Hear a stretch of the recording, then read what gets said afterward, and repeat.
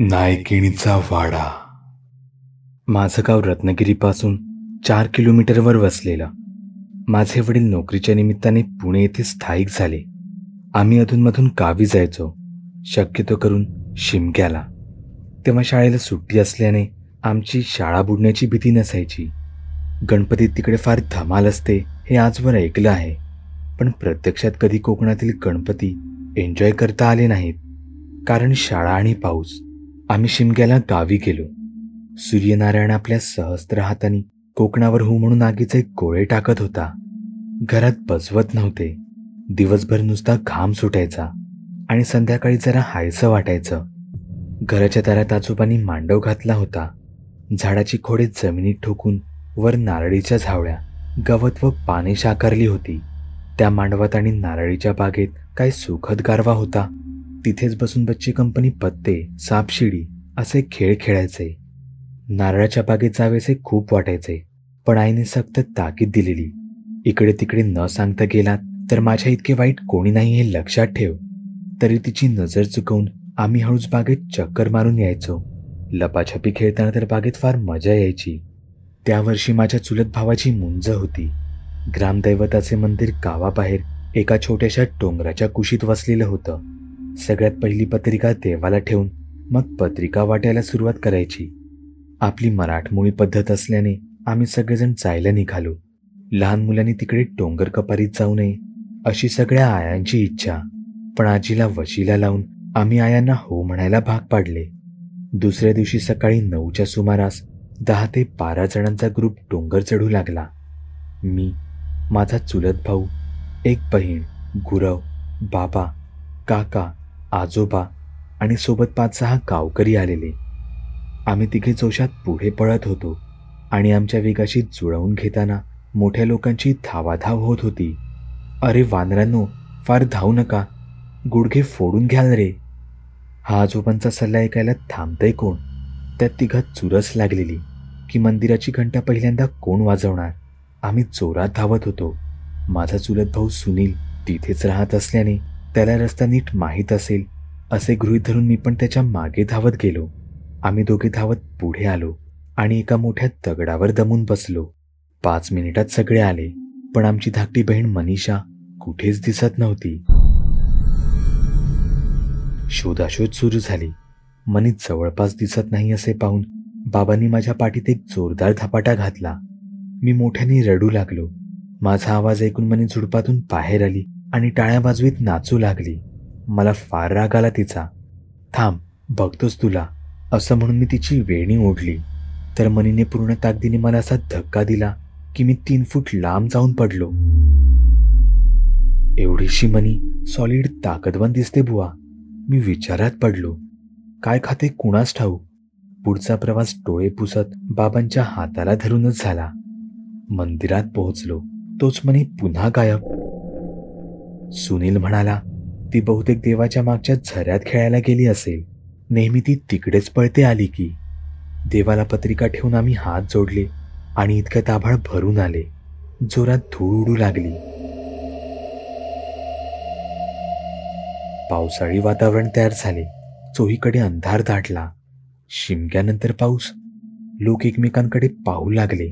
आता काही वेळ इथेच थांबून वातावरण क्लिअर झाल्यावर निघायचे ठरले. मनीचा काहीच पत्ता नव्हता. सगळे काळजीत होते. काही वेळाने आकाश स्वच्छ झाले. मनीला शोधायला 4ही दिशेला लोक गेले. नेहमीच झऱ्यात खेळणारी मनी आज तिथे नव्हती.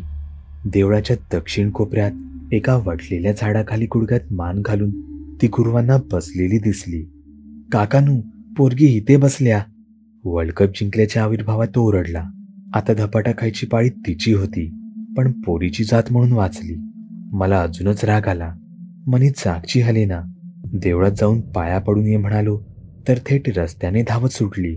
अर्ध्या तासात घरी पोहोचलो. नेहमी मागे असणारी मनी सगळ्यांच्या पुढे धावत होती. घरी आलो तशी थेट माळ्यावर जाऊन बसली. बहुधा आईचा मार चुकवण्यासाठी असेल.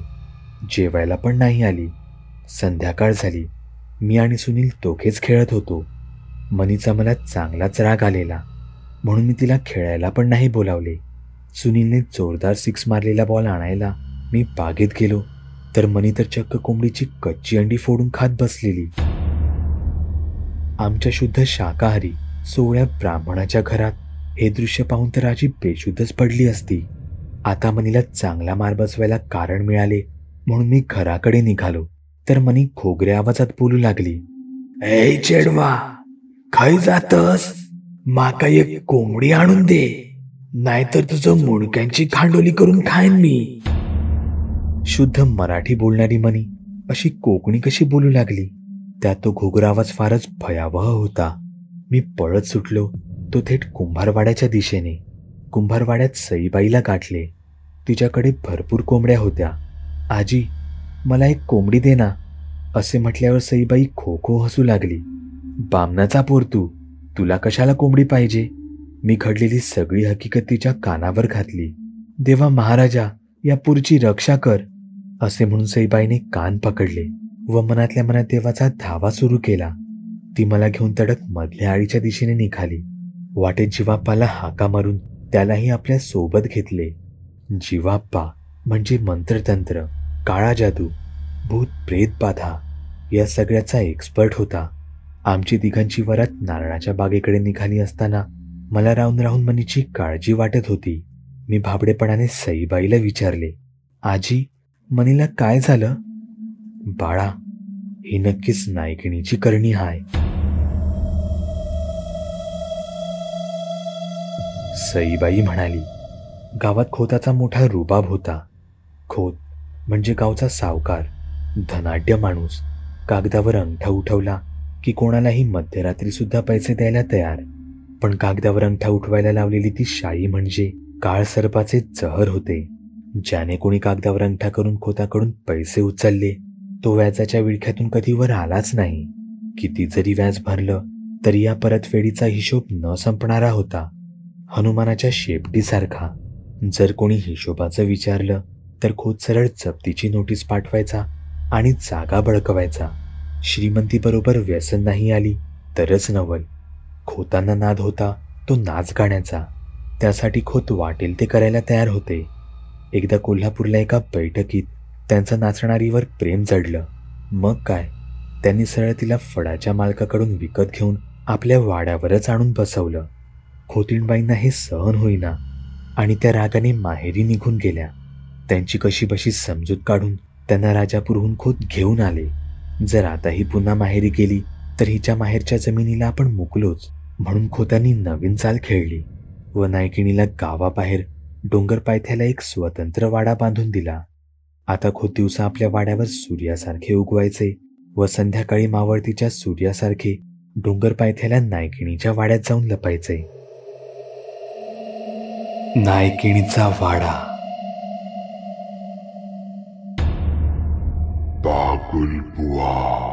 चॅनलवर अपलोड केलेल्या नवीन व्हिडिओची नोटिफिकेशन मिळवण्यासाठी चॅनल सबस्क्राईब करायला विसरू नका. व्हिडिओ आवडला तर आमच्या मेहनतीचा मोबदला म्हणून तो लाईक करून मित्रांसोबत जरूर शेअर करा. चॅनलवरचे इतर व्हिडिओ पाहण्यासाठी इथे क्लिक करा. तसेच चॅनलवरची प्लेलिस्टही चेक करा. दर दिवशी नवनवीन भूतांचे व्हिडिओ बनवून मी तुमचं मनोरंजन करत राहू याची खात्री बाळगा.